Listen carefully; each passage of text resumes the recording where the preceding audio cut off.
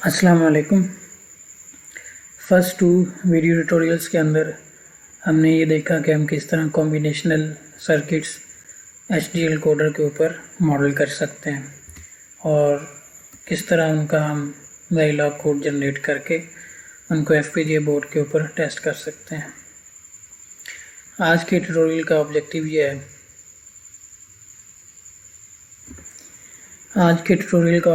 ये है कि हम ये सीखें कि इस तरह हम सीक्वेंशियल सर्किट्स को HDL कोडर के ऊपर मॉडल कर सकते हैं। और जो सीक्वेंशियल सर्किट जो एग्जांपल के तौर पर मैंने चूज़ किया है वो है जोहानसन काउंटर। ये डिजिटल लॉजिक डिज़ाइन के अंदर आपने इस काउंटर की वर्किंग वगैरह पढ़ी होगी। तो आज हमने इस काउंटर को इम्प्लीमेंट करना है। तो ये जोहानसन काउंटर का सर्किट है। इसमें आप देख सकते हैं कि 4 D फ्लिप फ्लॉप लगे हुए हैं और फर्स्ट की जो आउटपुट है वो दूसरे के इनपुट पे जा रही है एंड सो ऑन। और लास्ट वाले D फ्लिप फ्लॉप की जो आउटपुट है कॉम्प्लीमेंटेड आउटपुट वो फर्स्ट वाले के इनपुट पे जा रही है। अगर आप इस सर्किट का एनालिसिस करें तो हमारे पास ये इसका स्टेट टेबल कह लें या इसका ये ट्रूथ टेबल इसका ये आता है, ये इसका स्टेट टेबल है। तो फर्स्ट सीक्वेंस इनिशियली अगर आपके पास ABC या जो फर्स्ट 4 आउटपुट्स हैं ये A B C और E, तो वो सारी 0 0 हैं। फिर उसके बाद E का कॉम्प्लीमेंट होता है, नेक्स्ट क्लॉक साइकिल पे 1 0 0 0 आ जाता है। फिर ये 1, फिर ही C का कॉम्प्लीमेंट होता है तो 1 1 1 0 0 एंड सो ऑन, ये सीक्वेंस चलता रहता है। ये देखें, पहले सारे ज़ीरोज़ हैं, फिर 1 0 0 0, फिर 1 1 0 0 0 1 1 0, फिर सारे 1, फिर एक एक करके 0 आता रहेगा और यही सीक्वेंस बार बार रिपीट होता रहेगा। तो ये इस जोहानसन काउंटर सर्किट की ये आउटपुट इस एक कॉन्टीन्यूस पैटर्न, ये रिपीटिंग पैटर्न आता रहेगा। और ये क्लॉक के फर्स्ट क्लॉक के पॉजिटिव एज पे ये पैटर्न आएगा सीक्वेंस नंबर 1, क्लॉक के सेकंड एज पे ये आएगा 1 0 0 0, क्लॉक के थर्ड पॉजिटिव एज पे ये आएगा एंड सो ऑन। तो आज हम देखते हैं कि हम किस तरह ये सीक्वेंशियल सर्किट को सिमुलिंक के अंदर मॉडल करते हैं।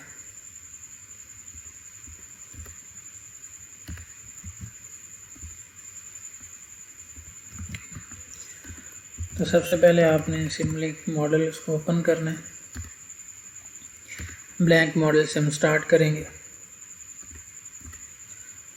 और हम ये जोहानसन काउंटर को मॉडल करेंगे। अगर मैं अब सिमुलिंक देखूं तो इसमें सारी इसकी लाइब्रेरीज़ और सारे जो इसके टूल बॉक्सेस हैं वो लोडेड हैं। तो मैं जो मुझे अभी रिक्वायर्ड है सिर्फ उनको लोड कर लेता हूँ जो HDL सपोर्टेड है।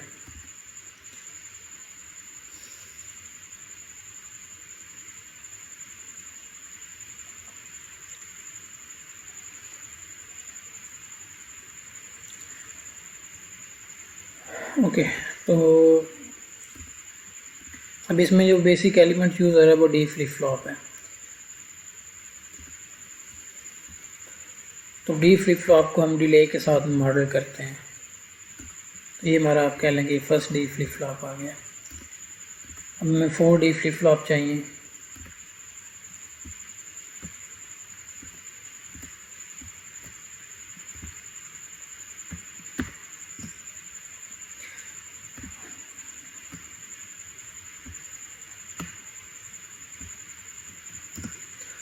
तो ये मेरे पास 4 D फ्लिप फ्लॉप आ गए। अब मुझे जो लास्ट वाला है उसकी आउटपुट को कॉम्प्लीमेंट करके इनपुट पर अप्लाई करना है।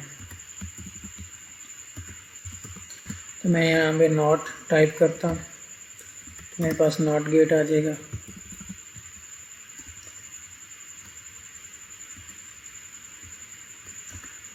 और ये मैंने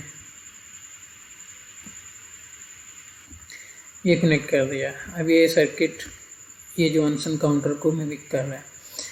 अब इसमें D फ्लिप फ्लॉप में क्लॉक भी आता है, तो बाय डिफ़ॉल्ट सिमुलिंक के अंदर क्लॉक सिग्नल को शो नहीं करते। अभी अंडरस्टूड है कि D फ्लिप फ्लॉप है तो यहाँ पे इसका एक क्लॉक सिग्नल है, इसका भी क्लॉक सिग्नल है, इसका भी क्लॉक सिग्नल है और इसका भी क्लॉक सिग्नल है। लेकिन वो इस सिमुलेशन के अंदर शो नहीं किया गया। अब मैं इसको सेव कर लेता हूँ। तो इसका मैं नाम दे देता हूँ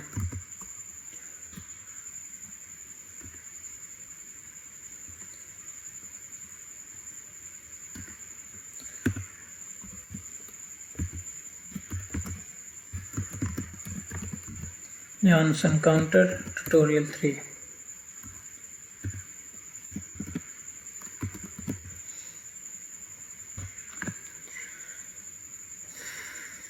ओके, तो अब ये मेरे पास ये सिंपल सा सर्किट था, सीक्वेंशियल सर्किट, ये हमने मॉडल कर लिया। अब इसको हमने सिमुलेट करना है। सिमुलेशन से पहले मैं इसकी जो सेटिंग्स रिक्वायर्ड हैं वो परफॉर्म कर लेता हूँ। तो इसका नेम मैंने रखा है जॉनसन।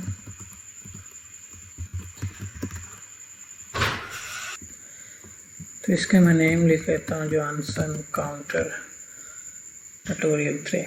तो अब ये जो रिक्वायर्ड सेटिंग्स हैं जो मॉडल की, वो हमने कर ली हैं। इसकी ब्लॉक के आउटपुट का मैं नेम लिख लेता हूँ ए।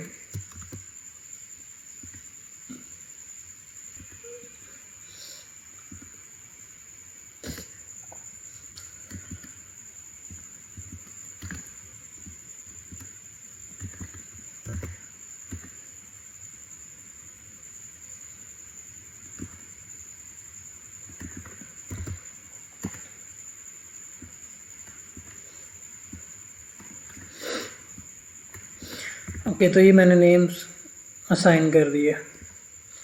तो अब मैं इन सिग्नल को लॉक कर लेता हूँ। लॉग सिलेक्टेड सिग्नल, इसको भी लॉक कर लेता हूँ।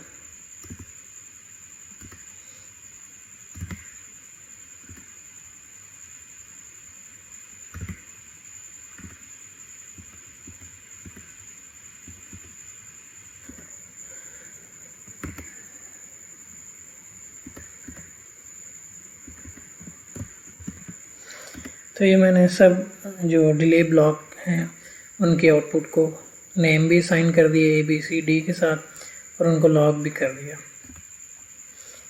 अब यहाँ पे अगर मैं देखूँ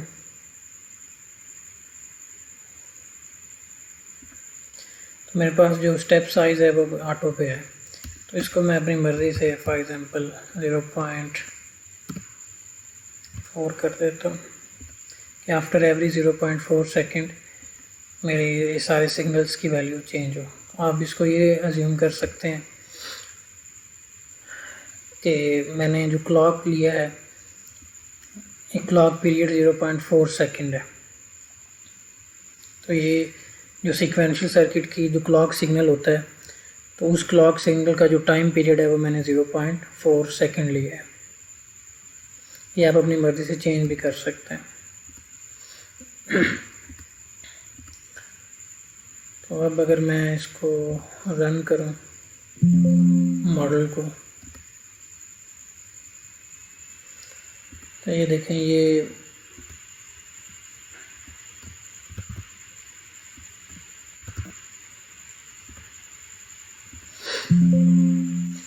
अगर आप नोट करें तो हमारे पास ये आउटपुट आ रही है।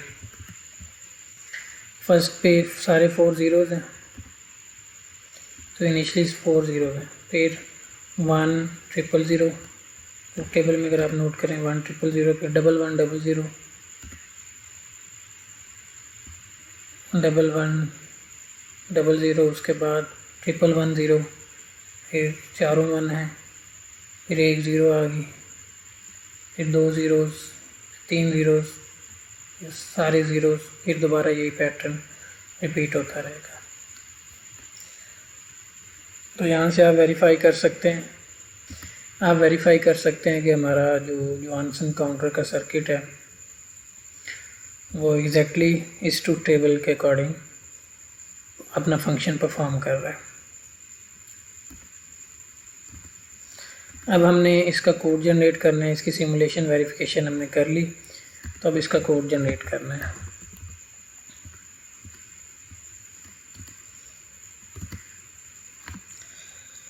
तो कोड जनरेट करने के लिए सबसे पहले हमने इसको सब सिस्टम में कन्वर्ट करना है, इस पूरे सर्किट को।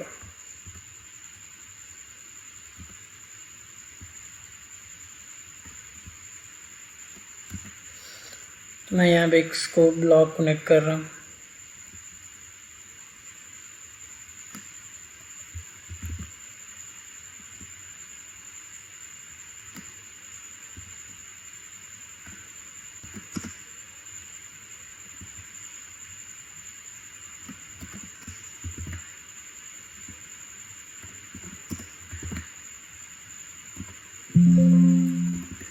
तो आप ये सारे जो ग्राफ्स वगैरह हैं यहाँ पर भी मॉनिटर कर सकते हैं।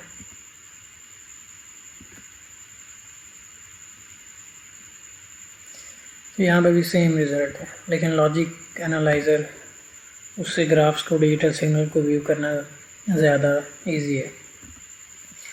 ओके, नेक्स्ट अब हमने इस सिस्टम को, ये हमारा जो जॉनसन काउंटर है, इसको सब सिस्टम के अंदर कन्वर्ट करना है। तो ये मैंने कंट्रोल जी प्रेस किया, तो ये पूरा का पूरा जो मॉडल है, ये सर्किट, वो सब सिस्टम के अंदर कन्वर्ट हो गया।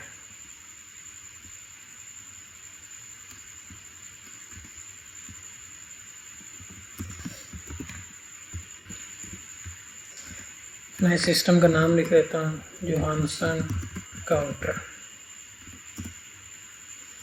दोबारा एक दफ़ा इसको सिमुलेट कर लें।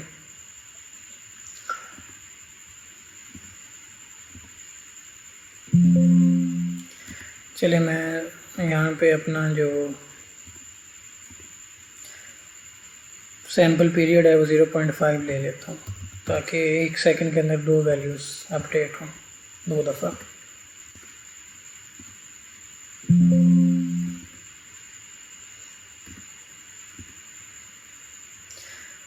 तो आप ये देख सकते हैं कि फर्स्ट 0.5 सेकंड तक फर्स्ट सीक्वेंस आ रहा है, उसके आगे 0.5 सेकंड से 1 सेकंड तक सेकंड सीक्वेंस आ रहा है। तो ये जो 0.5 सेकंड है, ये क्लॉक पीरियड है। आप अज्यूम कर सकते हैं कि ABCD ये जो क्लॉक है, ये अभी इस सर्किट सिमुलेशन के अंदर इसकी ड्यूरेशन 0.5 सेकंड है। इस वजह से ये आफ्टर एवरी 0.5 सेकंड ये सीक्वेंशियल सर्किट अपने आउटपुट्स को अपडेट कर रहा है।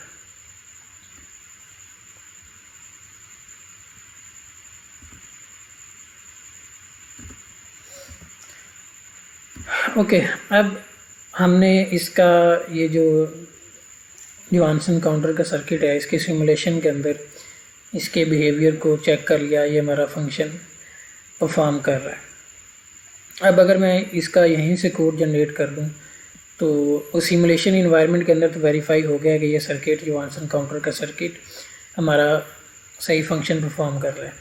लेकिन अगर मैं इसका यहाँ से कोड जनरेट कर लूँ, चलिए मैं वो आपको करके भी दिखाता हूँ।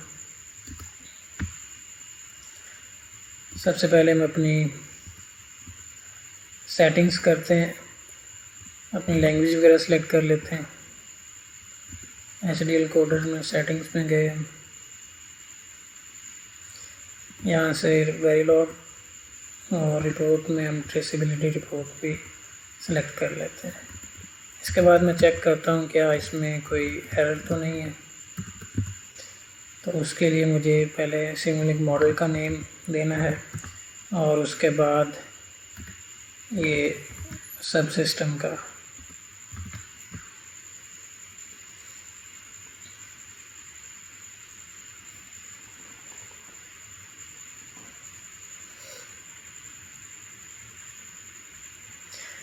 तो इसमें कोई एरर नहीं है।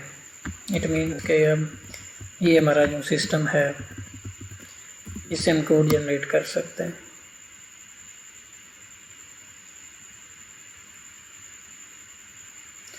ये ट्रेसेबिलिटी रिपोर्ट आ गई।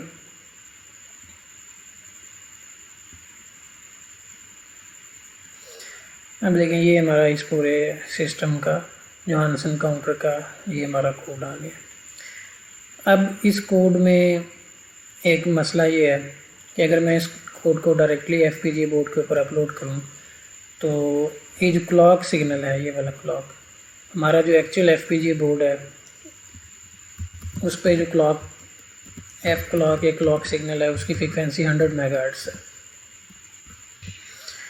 तो अगर मैं इसका टाइम पीरियड फाइंड कर लूँ टी क्लॉक,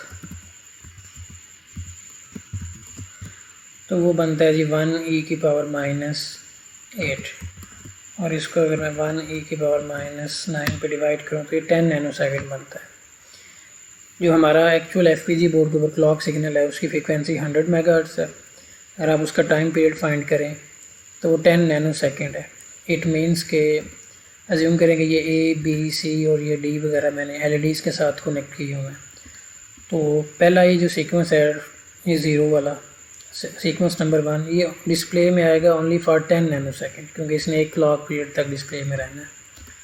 फिर अगले 10 नैनोसेकंड तक 1000 आएगा, उससे अगले 10 नैनोसेकंड तक 110 आएगा। तो ये सीक्वेंस जो सीक्वेंस 1 से 2, 2 से 3, 3 से 4 ये चेंज होंगे आफ्टर एवरी 10 नैनोसेकंड। तो ये इतनी फास्ट स्पीड है कि मुझे पता ही नहीं चलेगा कि एलईडी कब ऑन हुई और कब ऑफ हुई, और कुछ नज़र ही नहीं आएगा, क्योंकि हमारी जो क्लॉक फ्रीक्वेंसी है वो एफपीजी बोर्ड पे 100 मेगाहर्ट्ज़ है। लेकिन जब हमने इधर सिमुलेशन की है, क्योंकि सिमुलेशन में हमारे कंट्रोल में था, तो सिमुलेशन के अंदर हमने क्लॉक टाइम पीरियड हमने जो एक्चुअल हमारा टाइम पीरियड है वो बन रहा है जी टी क्लॉक का 10 नैनोसेकंड। लेकिन जो हमने सिमुलेशन में यूज़ किया है वो तो सिमुलेशन में हमने 0.5 सेकंड रख दिया है। तो अब इस पूरे कोड में इशू ये है कि अगर मैं इस कोड को डायरेक्टली एफपीजी बोर्ड पे अपलोड कर दूं और ये क्लॉक सिग्नल 100 मेगाहर्ट्ज़ का अप्लाई कर दूं तो मुझे, और ये ABCD वगैरह को एलईडीज़ के साथ कनेक्ट कर दूं तो मुझे एलईडीज़ के ऊपर कुछ नज़र ही नहीं आएगा, क्योंकि वो after every 10 nanosecond data change हो रहा होगा और इतनी फास्ट स्पीड है कि हमें कुछ पता ही नहीं चलेगा कि एलईडीज़ पे कौन सा सीक्वेंस आ रहा है। तो अब इसको हैंडल करने के लिए एफपीजी बोर्ड के ऊपर प्रैक्टिकली इसको हैंडल करने के लिए दो उसके मेथड्स हैं। फर्स्ट मेथड ये है कि हम एक क्लॉक डिवाइडर का सर्किट डिज़ाइन कर लें कि जो ये क्लॉक ले 100 मेगाहर्ट्ज़ की क्लॉक ले और एक आउटपुट पे एक हमें नया क्लॉक सिग्नल दे, उसकी फ्रीक्वेंसी फर्स्ट कर लें 1 या 2 हर्ट्ज़ हो या स्लो फ्रीक्वेंसी वाला सिग्नल हो, उसको हम यहाँ पर इस क्लॉक पे कनेक्ट कर दें। तो फिर ये क्योंकि क्लॉक हमारा स्लो हो जाएगा तो फिर हमें ये जो सीक्वेंस है ये इजीली चेंज होते हुए हम इनको देख सकेंगे। तो ये सॉल्यूशन भी हम कर सकते हैं, लेकिन मैं यहाँ पे इसको अब दूसरा सॉल्यूशन कर रहा हूँ। दूसरा सॉल्यूशन ये है कि जो डी फ्लिप फ्लॉप्स हैं या डिले ब्लॉक है, यहाँ पे एक इनकी इनेबल इनपुट है, तो मैं इसको इनेबल कर रहा हूँ, उसको शो कर रहा हूँ।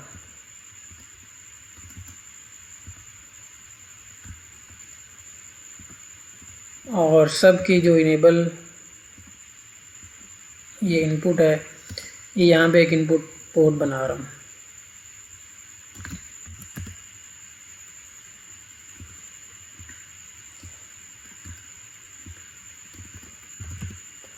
इसका नाम इनेबल रख दिया और सब का जो इनेबल है वो कॉमन करके एक इनपुट सिग्नल बना दिया।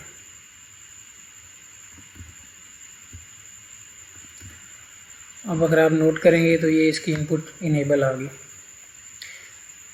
अब मैं करूँगा ये कि मैं एक स्टेट मशीन डिज़ाइन करूँगा। वो स्टेट मशीन ये 100 मेगाहर्ट्ज़ का क्लॉक सिग्नल इनपुट लेगी और आफ्टर एवरी 1 सेकंड वो मुझे इस इनेबल पे 1 अप्लाई कर देगी। तो आफ्टर एवरी 1 सेकंड हमारे पास ये इनेबल सिग्नल 1 होगा। जब ये इनेबल सिग्नल 1 होगा तो ये सारे sequence after every 1 second change होंगे। तो सिंपल सा आइडिया ये है। ये यहाँ पे मैंने इम्प्लीमेंट किया हुआ है, ये जॉनसन काउंटर है। तो यहाँ पे मैं एक स्टेट मशीन डिज़ाइन करूँगा। वो क्या करेगी, वो ये एक्चुअल एफपीजी बोर्ड पे जो क्लॉक सिग्नल अवेलेबल है उसको इनपुट लेगी। 100 मेगाहर्ट्ज़ का सिग्नल है और हमें यहाँ पर एक आउटपुट देगी जो कि after every 1 second just 1 clock cycle के लिए ये आउटपुट हाई रहेगी। ये आउटपुट इसके लिए क्लॉक के तौर पे बिहेव करेगा। जब ये इनेबल सिग्नल हाई होगा तब ये अपना सीक्वेंस को चेंज करेगा। तो ये जो जॉनसन काउंटर का सर्किट है ये उस टाइम पे ओनली अपना सीक्वेंस अपडेट करेगा जब इसको इनेबल सिग्नल 1 मिलेगा। अब हमारा ऑब्जेक्टिव ये है कि हमने ये pulse generator state machine design करनी है। तो उसके लिए मैं लाइब्रेरी ब्राउज़र में जाता हूँ। यहाँ पे स्टेट फ्लो है और यहाँ पे ये इसका चार्ट है।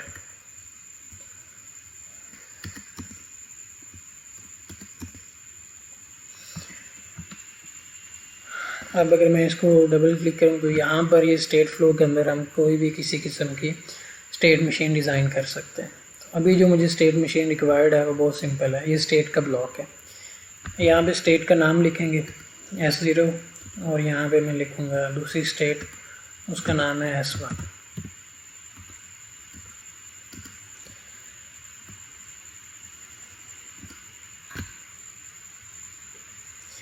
ओके, अब इस स्टेट मशीन ने एक आउटपुट देनी है जो कि आफ्टर एवरी सेकंड 1 हो।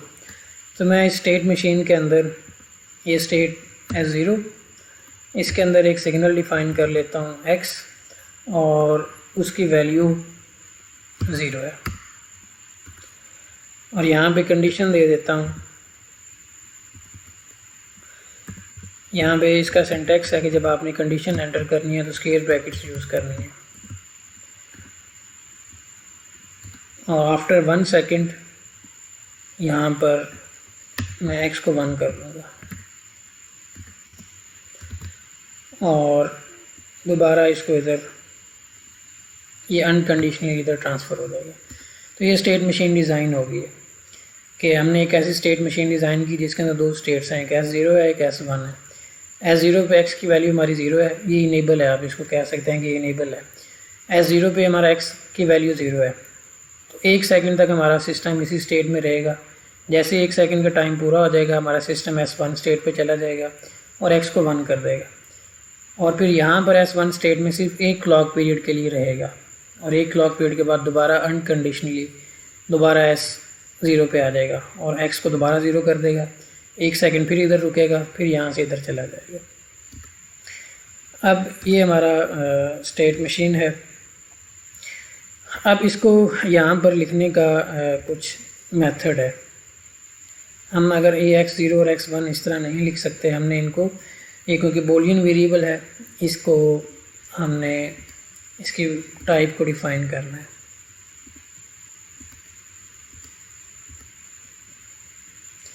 ओके, अभी अगर मैं इसको रन करूं,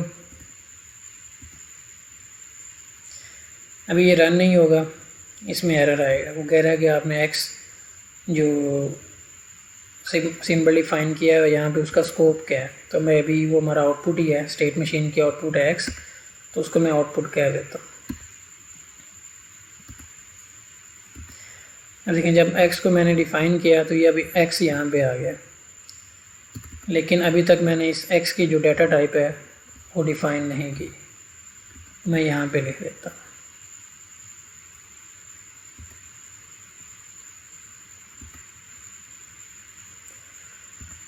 यहाँ पे मैं इस X की डाटा टाइप को बूलियन रख रहा हूँ क्योंकि ये जस्ट 1 बिट का सिग्नल है।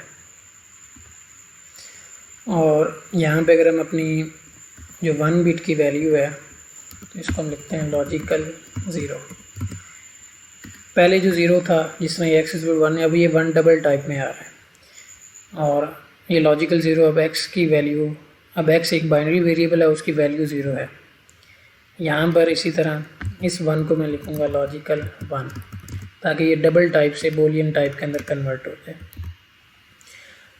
उसके बाद अगर आप यहाँ पर डिफ़ॉल्ट कोई वैल्यू देना चाहें तो वो भी दे सकते हैं। इसको एम्प्टी भी छोड़ सकते हैं, देना चाहें तब इसको वैल्यू दे भी सकते हैं।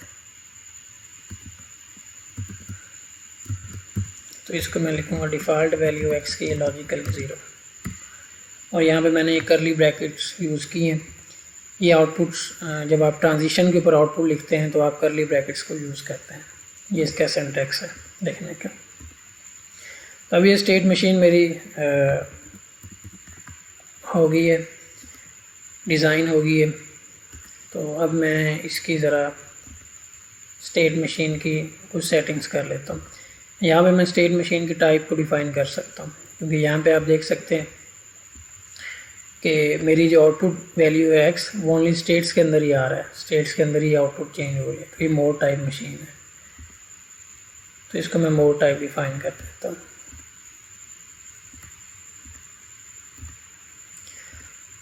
ओके, अब मैं ये स्टेट मशीन मेरी डिफ़ाइन होगी। अब इस स्टेट मशीन की जो आउटपुट है वो मैं जोहानसन काउंटर की इनपुट पे अप्लाई कर रहा हूँ, और इसका नेम चेंज कर देता हूँ पल्स जनरेटर FSM। अब हम इसकी सिमुलेशन करके देख लेते हैं।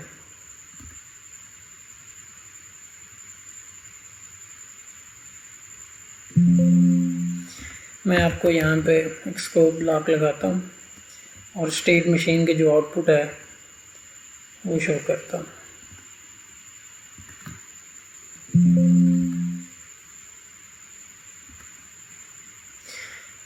अभी मैं अपना यहाँ पे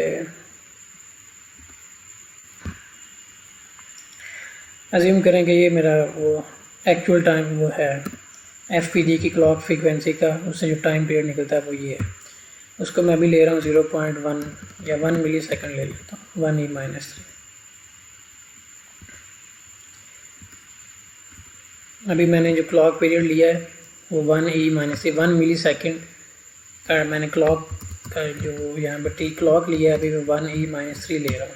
तो यहाँ से अगर आप f क्लॉक निकालें तो इट मीन्स कि ये अब मैं ये अज्यूम कर रहा हूँ कि मेरा जो FPGA बोर्ड है वो 100 हर्ट्ज़ के ऊपर ऑपरेट हो रहा है। तो इट मीन्स कि ये जो स्टेट मशीन है इसका जो क्लॉक सिग्नल होगा वो यहाँ पे शो नहीं किया हुआ। क्लॉक सिग्नल सिमुलिंक के अंदर बाय डिफ़ॉल्ट वो शो नहीं है, लेकिन एक्चुअल सर्किट्स के अंदर वो होगा। तो इस स्टेट मशीन का जो क्लॉक सिग्नल है अब मैं अज्यूम कर रहा हूँ उसकी फ्रीक्वेंसी है 1000 हर्ट्ज़। अब मैं देखूँगा कि अगर इसकी फ्रीक्वेंसी 1000 हर्ट्ज़ है तो इसकी आउटपुट किस तरह की आती है। तो ये आप देखें, आफ्टर एवरी 1 सेकेंड ये एक पल्स दे रहा है इनेबल हाई, फिर 2 सेकेंड पे हाई, फिर 3 सेकेंड पे हाई, फिर 4 सेकेंड पे हाई, और इस पल्स की जो ड्यूरेशन है वो है 1e-3 1 मिली सेकेंड की ये पल्स है।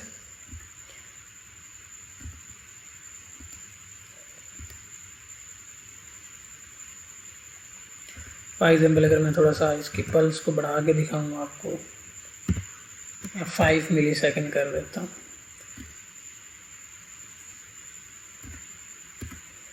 अब क्योंकि ये जो ब्लॉक है ये आफ्टर एवरी 1 सेकेंड हमें ये एक्स सिग्नल हाई देगा, तो आफ्टर एवरी 1 सेकेंड ये जोहानसन काउंटर इनेबल होगा और अपनी वैल्यूज़ को अपडेट करेगा, अपने सीक्वेंस को चेंज करेगा। अगर मैं दोबारा इसको सिमुलेट करूँ, ये देखें, तो ये इस स्टेट मशीन ब्लॉक का ये पर्पज़ है कि इसने इस जोहानसन काउंटर को इनेबल करवाना है आफ्टर एवरी 1 सेकेंड। अगर हम ये ना लगाते स्टेट मशीन ब्लॉक तो फिर ये जो जोहानसन काउंटर है ये after every 10 nano second update हो रहा होता। तो 10 नैनो सेकेंड के साथ अगर ये अपडेट होता तो हम ABCD के ऊपर जो डाटा आ रहा होता उसको उसको देख ही ना सकते LEDs के ऊपर। तो अब हमने इस डाटा की जो सीक्वेंस चेंज हो रहा है उसकी स्पीड को स्लो कर दिया है और उसका टाइम रखा है 1 सेकेंड। अगर मैं यहाँ पे फॉर एग्जांपल 2 कर दूँ तो अब ये जो ब्लॉक है ये आफ्टर एवरी 2 सेकेंड एक पल्स जनरेट करेगा। उसको मैं दोबारा आपको शो कर देता हूँ।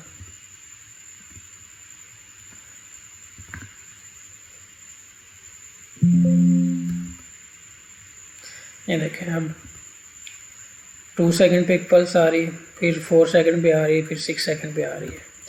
तो हम इस ब्लॉक को 1 सेकेंड पे ही रखते हैं।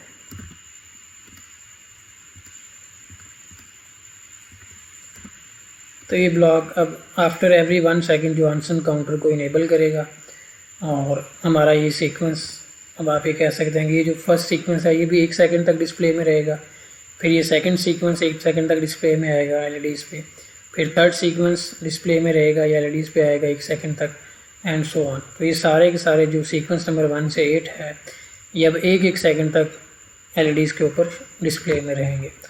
जब ये 1 सेकंड तक डिस्प्ले में आएगा तो हम इजीली वेरीफाई कर सकेंगे कि हमारा ये जो सीक्वेंस है ये जनरेट हो रहा है।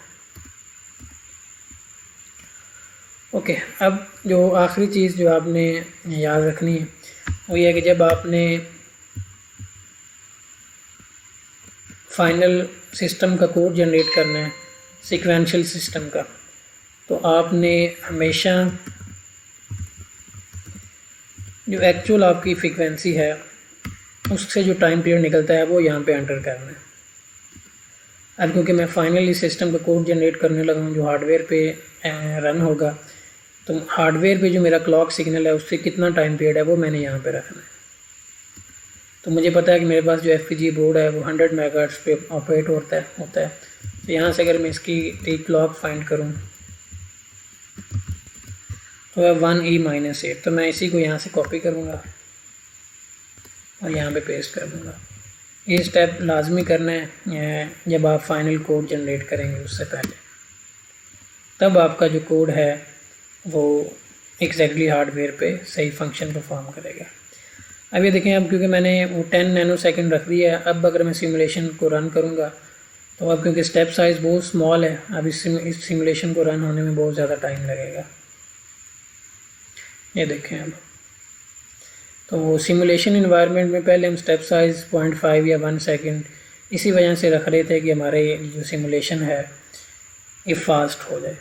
लेकिन जब आपने कोड जनरेट करना है तब आपने यहाँ पे एक्चुअल जो आपका टाइम पीरियड बनता है, आपके FPGA बोर्ड का जो एक्चुअल टाइम पीरियड है क्लॉक का, वो यहाँ पे एंटर करना है। तो अब ये देखें, अभी कितना टाइम हो गया है, अभी 0% सिमुलेशन हुई है। तो इस वजह से जब हम नॉर्मली सिमुलेशन कर रहे होते हैं तो यहाँ पे हम ज़्यादा वैल्यू 0.5 या 1 लिख लेते हैं ताकि हमारी सिमुलेशन फास्ट रहे। लेकिन जब हमने कोड जनरेट करना है तब हमने यहाँ पे एक्चुअल वैल्यू क्लॉक पीरियड की वो यूज़ करनी है, तब हमारा कोड सही जनरेट होगा। तो अब क्योंकि मैं सिमुलेशन में वेरीफाई कर चुका हूँ कि ये सारा सिस्टम सही काम कर रहा है, तो मैंने अब लास्ट स्टेप में क्या किया, यहाँ पे जो मेरे पास FPGA बोर्ड है उस पर जो क्लॉक सिग्नल अवेलेबल है उससे जो टाइम पीरियड निकलता है वो यहाँ पे मैंने अब एक्चुअल टाइम पीरियड वो यहाँ पे एंटर कर दिया है। अब मैं इसको स्टॉप कर सकता हूँ, मुझे अब इसको दोबारा सिमुलेट करने की ज़रूरत नहीं है, क्योंकि अगर इतने छोटे सैम्पल टाइम पे अगर मैं इसकी सिमुलेशन करूँगा फॉर 10 सेकेंड तो ये 20-25 मिनट लेगा सिमुलेट होने। तो अब मुझे उसकी ज़रूरत नहीं है, क्योंकि मैंने 0.5 सेकेंड रख के टाइम चेक कर लिया कि ये सारा सिस्टम सही काम कर रहा है।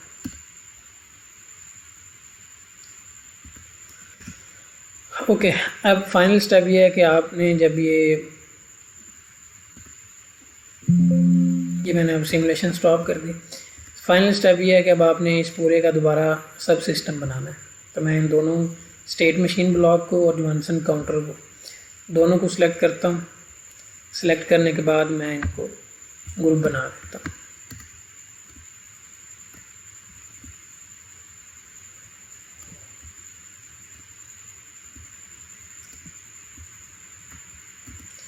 अब इस ब्लॉक का मैंने यहाँ पे कोई नेम देना है सब सिस्टम का, तो उसका नाम जो फाइनल सिस्टम है जॉनसन काउंटर HDL का नाम मैंने उसका दे दिया।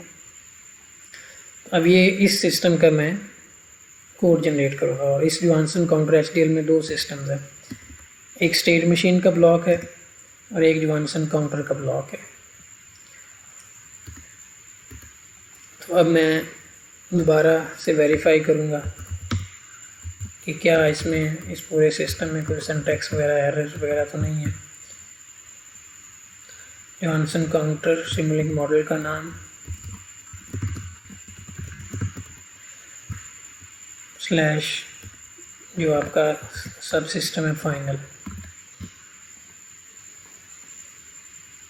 इसमें कोई एरर वगैरह नहीं है। तो अब मैं जैसे अपनी कमांड को चेंज करूँगा, यहाँ पे लिखूँगा मेक HDL।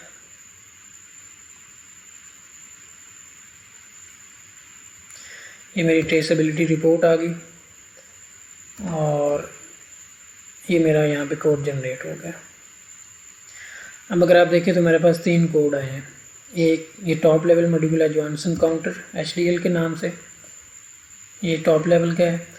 इसमें 2 मॉड्यूल हैं, एक पल्स जनरेटर का है, इंस्टेंशिएट किया गया है और एक जॉनसन काउंटर का, और इन दोनों के अलग-अलग भी यहाँ पे कोड्स अवेलेबल हैं।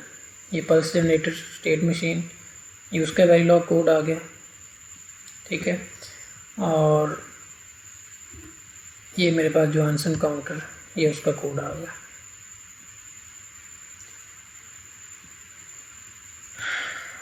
ओके जी, अब हमने ये कोड यहाँ पे जनरेट कर लिया। अब अगर आप यहाँ पे इस ट्रेसेबिलिटी रिपोर्ट को भी देखें तो यहाँ पे भी 3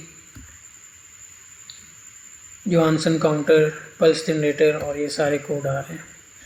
और दूसरी बात, अब यहाँ पे आपको ये सैम्पल टाइम की इंफॉर्मेशन भी गिवन है कि जब आपका टाइम पीरियड यूज़ हुआ है कोड जनरेट करने के लिए वो ये है, ये 10 नैनो सेकेंड बनता है, 1E-08, ये 10 नैनो सेकेंड है। तो ये सैम्पल की इंफॉर्मेशन भी यहाँ पे गिवन होगी। ट्रेसेबिलिटी रिपोर्ट में आप यहाँ पे देख सकते हैं जॉनसन काउंटर, उसका कोड 72, 73 से 80 तक है। पल्स जनरेटर का जो टॉप लेवल मॉड्यूल में जॉनसन काउंटर का जो कोड है वो 72 से 80 लाइन तक है। आप यहाँ से इसको देख सकते हैं, ये देखें 72 से लेकर 80 तक, ये जॉनसन काउंटर वाला ब्लॉक बेसिकली इस ब्लॉक का कोड है, इस ब्लॉक का। और इसी तरह अगर आप यहाँ पे देखें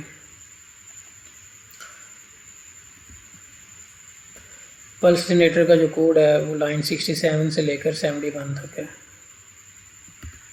तो ये स्टेट मशीन का 61 से लेकर 80 तक ये इसका कोड है। फाइनली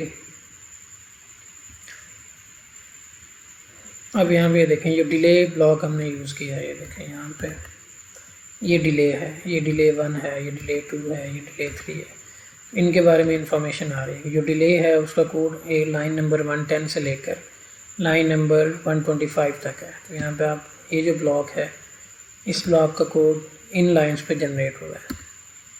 तो लाइन 110 से लेकर लाइन 122 तक वो डिले को रिप्रेजेंट कर रही है। तो इस तरह आप ये ट्रेसेबिलिटी रिपोर्ट को यूज़ करके ये देख सकते हैं कि कौन से ब्लॉक का कौन सा इक्विवेलेंट कोड है, या बैक ट्रैक भी कर सकते हैं। फॉर एग्जांपल अब ये है डिले 3, तो अगर मैं यहाँ पे कोड पे क्लिक करूँगा ये 89 लाइन पे, तो ये मुझे यहाँ पे ले आएगा। इट मीन्स कि ये जो कोड जनरेट हुआ है लाइन 89 से लेकर 101 तक, ये इस ब्लॉक को रिप्रेजेंट कर रहा है। तो ट्रेसेबिलिटी रिपोर्ट से हमें काफ़ी जो है ना यूज़फुल इंफॉर्मेशन वो मिल जाती है। अब यहाँ पर हमारे पास जो टॉप लेवल मॉड्यूल है उसके इनपुट पोर्ट्स हैं क्लॉक, रीसेट, क्लॉक इनेबल। उसके बाद आउटपुट पोर्ट्स हैं CE आउट, ABCD। अब ये CE आउट उसने कोड ने खुद से जनरेट किया एक आउटपुट।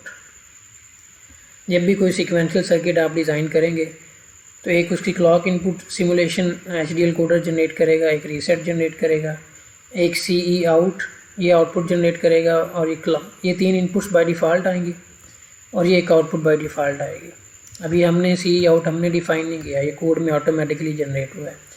क्लॉक, रीसेट और क्लॉक इनेबल ये इनपुट उसने एक्स्ट्रा जनरेट किया। अगर ये इनपुट हाई होगी तब हमारी ये वाली क्लॉक इनेबल होगी, अदरवाइज़ ये क्लॉक सिग्नल इनेबल नहीं होगा। और जब ये क्लॉक इनेबल हाई होगी या 1 होगी तो ये CE आउट भी 1 हो जाएगा। ये इंडिकेट करेगा CE आउट कि हमारा क्लॉक सिग्नल इनेबल है। तो बेसिकली सिमुलिंक ने HDL कोडर ने क्लॉक इनेबल इनपुट जनरेट की है, CE आउट एक्स्ट्रा एक आउटपुट जनरेट की है। क्लॉक इनेबल अगर इनपुट हम हाई रखेंगे तो ये हमारा क्लॉक सिग्नल नॉर्मल वर्किंग कर रहा होगा और साथ ही CE आउट 1 हो जाएगा। और जैसे ही हम इसको ज़ीरो करेंगे तो ये CE आउट भी ज़ीरो हो जाएगा और हमारा क्लॉक सिग्नल भी सर्किट पे अप्लाई होना बंद हो जाएगा। बाकी हमारी ABCD ये जॉनसन काउंटर की आउटपुट्स हैं। ओके जी, अब हमारे पास ये कोड जनरेट हो चुका है। तो अब मैं इस कोड को Xilinx विवाडो सॉफ्टवेयर पे सिंथेसाइज करना चाह रहा हूँ और FPGA पे अपलोड करना चाह रहा हूँ।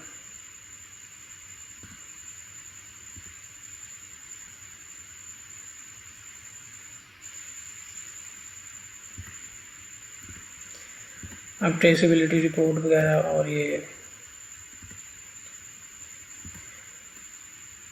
अब इसके मॉडल की ज़रूरत नहीं है।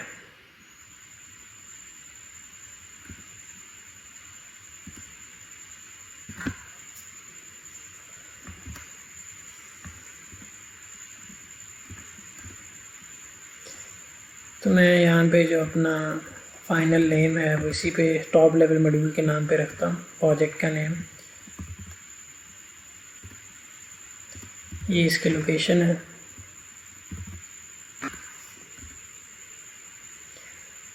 अब ये मेरे पास ये फ़ोल्डर बन चुका है और यहाँ पे मेरे पास ये फाइल्स जनरेट हो गई हैं, जॉनसन काउंटर HDL और ये पल्स जनरेटर।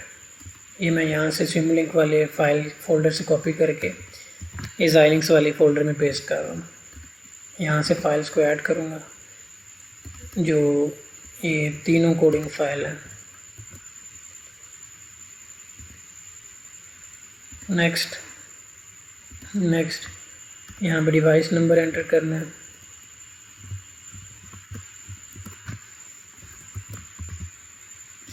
ये मेरे पास जो FPGA बोर्ड है ये उसका डिवाइस नंबर है।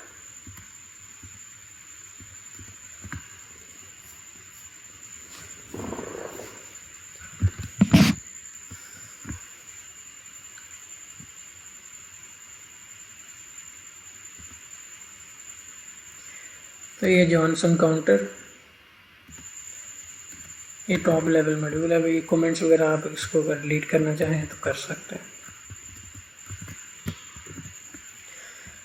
तो अब मैं इसको सिंथेसाइज करता हूँ।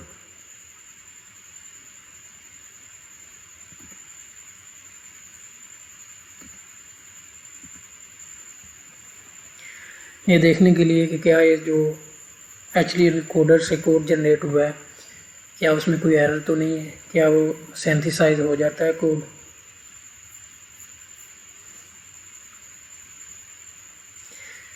तो अभी सिंथेसिस का प्रोसेस वो रन हो रहा है। तो अभी जो आज ये ट्यूटोरियल मैंने आपको गाइड किया है, इसमें सबसे इम्पोर्टेंट पॉइंट ये था कि जब आपने फाइनली सिमुलेशन वगैरह करने के बाद जब आपने फाइनल कोड जनरेट करना है, तो यहाँ पे जो आपके पास FPGA बोर्ड अवेलेबल है उस पे जो भी क्लॉक सिग्नल अवेलेबल है 100 मेगाहर्ट्ज़ का, जिस तरह मेरे पास FPGA बोर्ड है उसकी 100 मेगाहर्ट्ज़ की फ्रिक्वेंसी है, तो उससे आपने टाइम पीरियड कैलकुलेट करना है क्लॉक सिग्नल का। वो टाइम पीरियड यहाँ पे रखना है और उसके बाद वो टाइम पीरियड यहाँ पे सेट करने के बाद आपने पूरे सिस्टम का कोड जनरेट करना है। तब आपका जो कोड है वो एक्चुअल आपकी FPGA बोर्ड के साथ कंपैटिबल होगा और सही तरह से अपना फंक्शन परफॉर्म करेगा। तो ये सिंथेसाइज हो गया, इसमें कोई इशू नहीं है। तो मैं स्कीमेटिक दिखना चाह रहा हूँ कि Xilinx विवाडो ने इन कोड्स की मदद से कौन सा सर्किट जनरेट किया।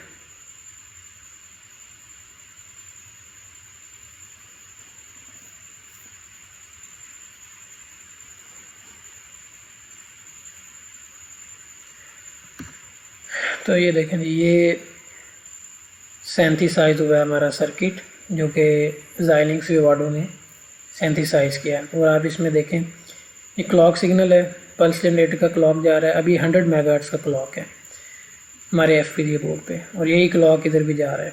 अब हालांकि यहाँ पे आप नोट कर सकते हैं कि पल्स जनरेटर में क्लॉक सिग्नल इधर सिमुलिंक मॉडल में नहीं है, लेकिन जब आपने उसका कोड जनरेट किया तो क्लॉक उसका है। इसी तरह हमारा सिमुलिंक मॉडल के अंदर जॉनसन काउंटर के मॉडल में भी क्लॉक सिग्नल नहीं था, यहाँ पे शो नहीं हो रहा था, लेकिन यहाँ पे क्लॉक सिग्नल है।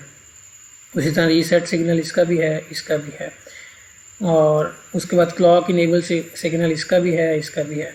तो जब भी आप किसी सीक्वेंशियल सर्किट के लिए अपना कोड जनरेट करेंगे तो उसमें क्लॉक भी आएगा बाय डिफ़ॉल्ट, क्लॉक इनेबल भी आएगा और रीसेट, ये तीनों लाजमी आएंगे और एक आउटपुट लाजमी आएगी CE आउट के साथ। तो आप देख सकते हैं कि CE आउट है या क्लॉक इनेबल आउटपुट, ये डायरेक्टली कनेक्टेड है क्लॉक इनेबल इनपुट के साथ। अगर ये इनपुट हाई होगी तो ऑटोमेटिकली ये आउटपुट भी हाई हो जाएगी। तो ये जस्ट डायरेक्ट कनेक्शन है क्लॉक इनेबल का CE आउट के साथ। बाकी ये ABCD हमारी रिक्वायर्ड आउटपुट्स हैं, जॉनसन काउंटर की जो आउटपुट्स हैं। ओके, नेक्स्ट अब काम हमने ये करना है कि पिन्स की असाइनमेंट करनी है। तो उसके लिए हम XDC फाइल यूज़ करते हैं, तो मैं उसका नाम लिखता हूँ माई XDC, और यहाँ पर ये स्टैंडर्ड XDC फाइल है, इसमें हर किस्म की जो पिन्स हैं उनकी असाइनमेंट्स हैं। तो अब ये कंस्ट्रेंट फाइल, ये XDC फाइल, मैं यहाँ पर इसको पेस्ट करता हूँ।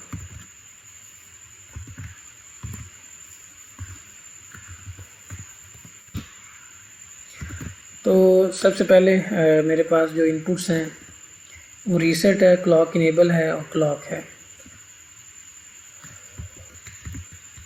मैंने क्लॉक सिग्नल डिलीट कर दिया, तो मैं यहाँ से दोबारा इसको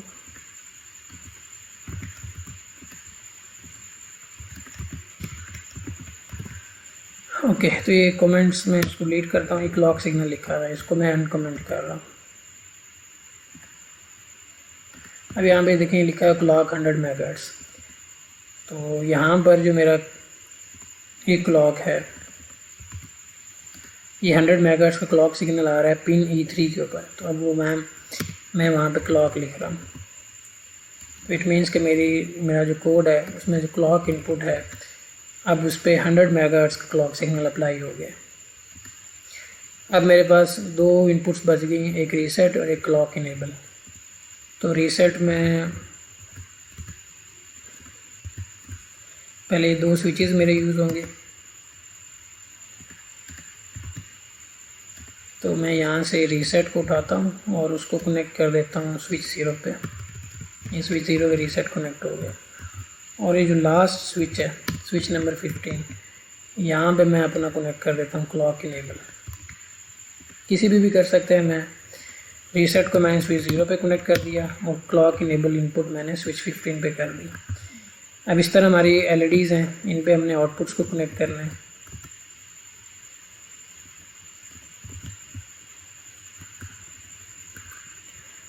तो अब आपको ये पता होना चाहिए कि FPGA बोर्ड में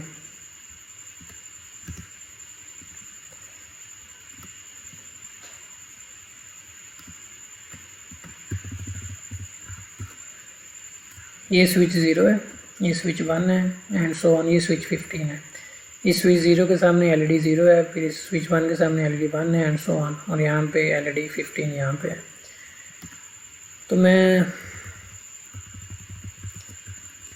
यहाँ पे A अप्लाई कर देता हूँ, A LED 3 पे, LED 2 पे B आउटपुट और LED C और यहाँ पे लास्ट वाली D। और क्लॉक इनेबल क्योंकि मैंने स्विच 15 पे रखा है, तो उसके सामने ही मैं यहाँ पे C आउट, ये वाली जो आउटपुट है यहाँ पे अप्लाई कर देता हूँ।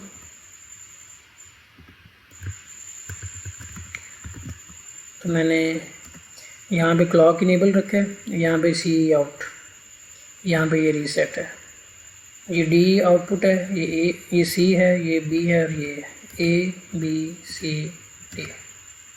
तो जो आंसर काउंटर की जो आउटपुट है वो इन 4 LEDs पे आएगी। और after every 1 second in LEDs अपना पैटर्न चेंज करेंगी इस ट्रुथ टेबल के अकॉर्डिंग। ओके जी, ये पिन भी असाइन होंगी। तो अब हम इनको बाकी जो सारा कुछ है उसको डिलीट कर सकते हैं।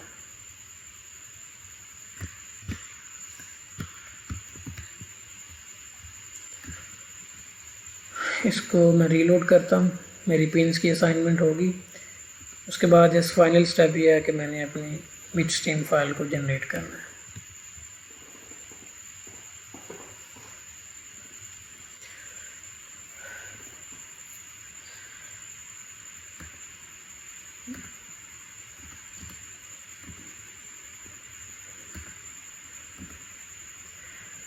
तो ये सारा कुछ मैंने पहले से यहाँ पे डॉक्यूमेंटेड किया हुआ है। ये सिमुलेशन रिजल्ट्स हैं, ये वेरीलॉग कोड जो जनरेट हुए हैं टॉप लेवल मॉडल का, ये जो आंसर काउंटर का जो सब सिस्टम था उसका, ये स्टेट मशीन का 1 सेकेंड की पल्स जनरेट करने के लिए, और ये हमारा मॉडल जो सिंथेसाइज हुआ है। ये XDC फाइल है और ये पिन्स की असाइनमेंट है। अब मेरा ये जो Xilinx का मॉडल है ये सिंथेसाइज भी हो रहा है और इससे बिट स्ट्रीम फाइल भी जनरेट हो रही है।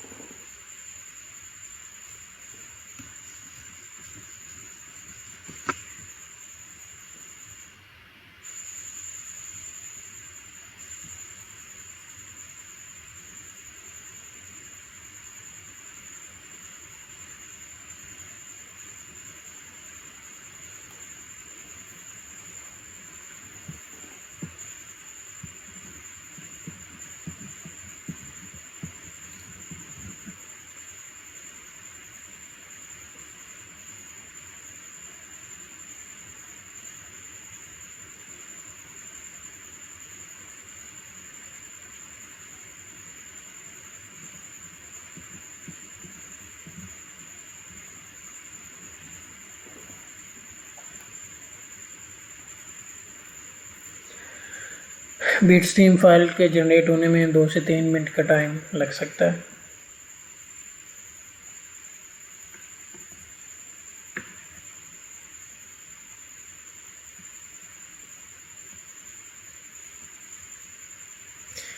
तो हमारे bit stream file generation successfully completed. अब मैं नेक्स्ट अपना FPGA बोर्ड साथ इसके अटैच करूँगा और बिट स्ट्रीम फाइल को उसमें अपलोड करूँगा और फिर आपको जॉनसन काउंटर का जो हमने डिजिटल सिस्टम डिज़ाइन किया है उसको प्रैक्टिकली FPGA पर उसकी डिमॉन्स्ट्रेशन करूँगा। ओके, अल्लाह हाफिज़।